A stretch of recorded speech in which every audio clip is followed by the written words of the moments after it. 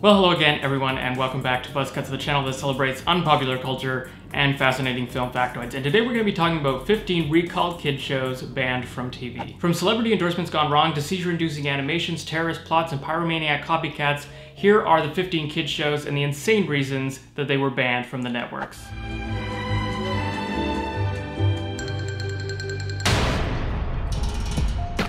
Number 15. Transformers: Robots in Disguise. The English release of this much-hyped 2000s series was one of countless products to be pulled last minute in the wake of 9/11 for a perceived uncomfortable reflection of the real-life tragedy. Since it was made first, I guess it was kind of more of a preflection than a reflection, but that probably isn't a word. The very first episode premiered stateside on Fox Kids just 3 days before 9/11 and featured Megatron taking down a skyscraper. Things were off to a rocky start for what was supposed to be a triumphant return of the Transformers in the USA.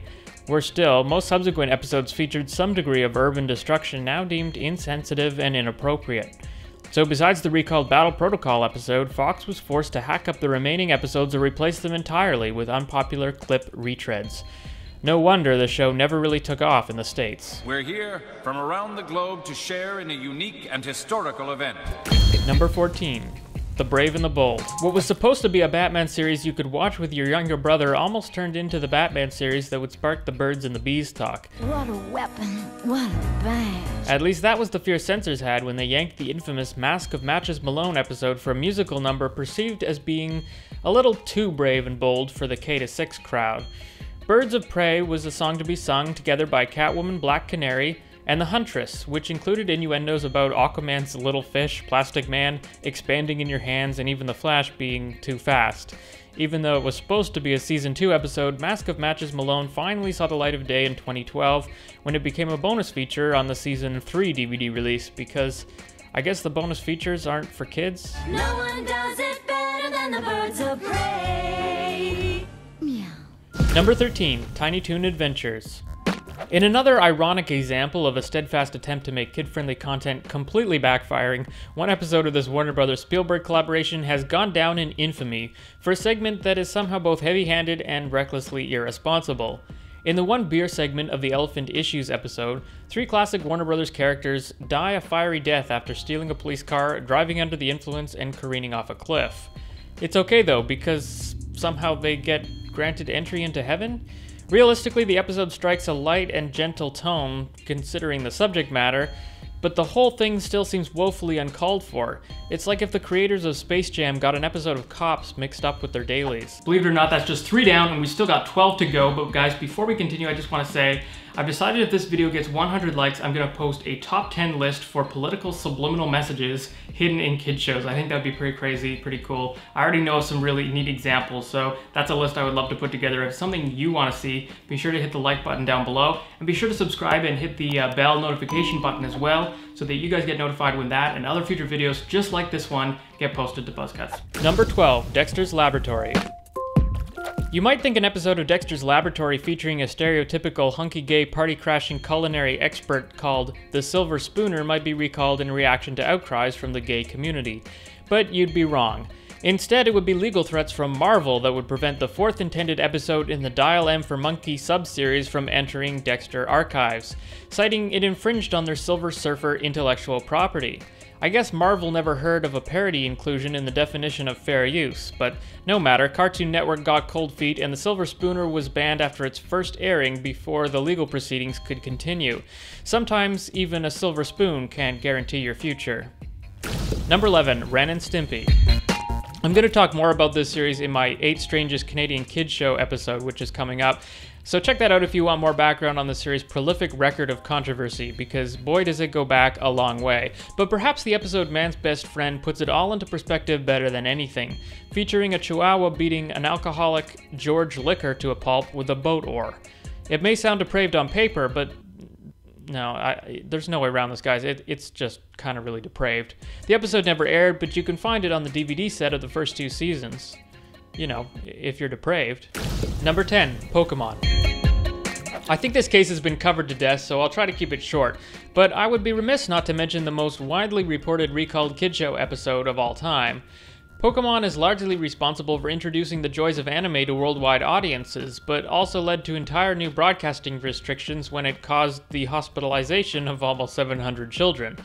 My parents considered Pokemon too commercial and flashy for me to watch from the get-go, so I was spared the flashiest episode of all, Electric Soldier Porygon, which included a battle sequence with strobing flashes of white light and induced epileptic seizures. The episode was banned and recalled internationally, and needless to say, the animators never again represented Pikachu's electric shock techniques with quite the same level of abstract intensity. For his part, Pikachu's faux Porygon never appeared again either. Poor guy. Number 9. Cow and Chicken. Just in case you need any more reminders of how recent the relative tolerance of the LGBTQ community truly is, do yourself a favor and watch the infamous Buffalo Gals episode of Cartoon Network's Cow and Chicken. In it, Cow joins a gang of stereotypical lesbian bikers who, quote, randomly breaks into people's homes and chews on their carpets. Classy. Chicken has to, quote-unquote, rescue his sister from herself, basically. But even more unsavory is the joke that Cow is only convinced to abandon the gang when she learns they're intolerant of roosters. Cow and Chicken was full of other sexual innuendos which would have been borderline even without the homophobic typecasting. It aired once in Season 1 and was never again seen on TV. Number 8. Peppa the Pig. It feels weird to put this one above Ren and Stimpy, but it might just be the most time-honored and traditional way to get banned and reported. Flaunt a harmless spider to someone with serious arachnophobia and let the chaos commence. The proprietors purveying the popular pink preschooler project Peppa the Pig performed the television equivalent with the episode Mr. Skinny Legs. In it, Peppa and George gently care for a friendly spider. It might seem like a refreshingly tolerant message in a country where the most threatening spiders are harmless wannabe widows, but it's considered naive and dangerously misleading in countries like Australia with dozens of venomous creepy crawlers. After numerous complaints from concerned parents who thought it would promote unsafe behavior, Nickelodeon recalled the episode worldwide. No need to panic. In today's political environment, teaching kids about gun safety through blunt depictions of brutal accidents might almost be welcome, but in 1994 it was the last thing anyone expected from Walt Disney.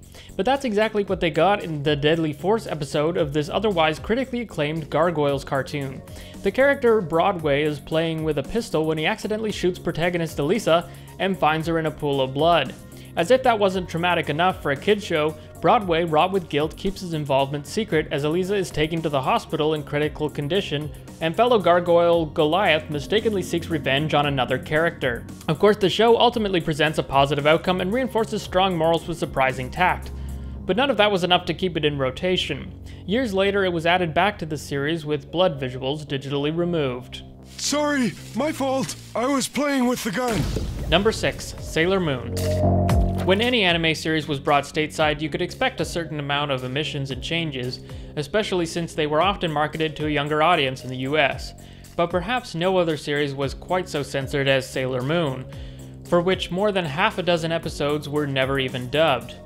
Most of the reasons are a bit of a mystery though, especially since some of the episodes that apparently did pass muster don't exactly sit well with modern audiences. For example, the fat-shaming Slim City.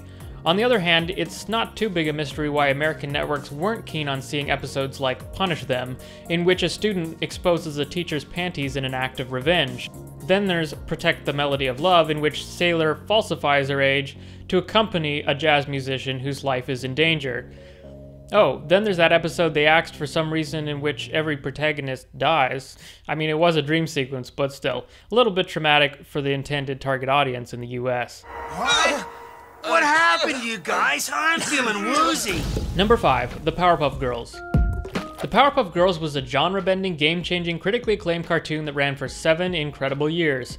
It deserved to go out with a real bang, but instead it fizzled, as Cartoon Network's Standards and Practice Board recalled its last ever episode before it even hit the airwaves. See Me, Feel Me, Know Me was supposed to be an epic musical parodying The Who's seminal Tommy album. But when Cartoon Network viewed a scene containing mangled buildings and long-haired hippies, all they saw was Jesus with a cross to bear. Series creator Craig McCracken assured them that no parallels, figuratively or literally, were intended to be drawn to the biblical story, but it was to no avail.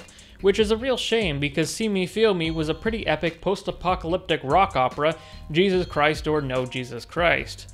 Luckily, the episode is available legitimately on iTunes and via the Powerpuff Girls Complete Series 10th Anniversary DVD set. And if you want to hear about an even more bizarre example of a Powerpuff Girls musical episode being rescinded, click that little eye up to the top right of your screen to check out the Powerpuff Girls Meet the Beatles video in my video recall series. Number 4, Beavis and Butthead. Beavis and Butthead is another series that thrived on controversy, so it's no surprise that it resulted in numerous censorship issues.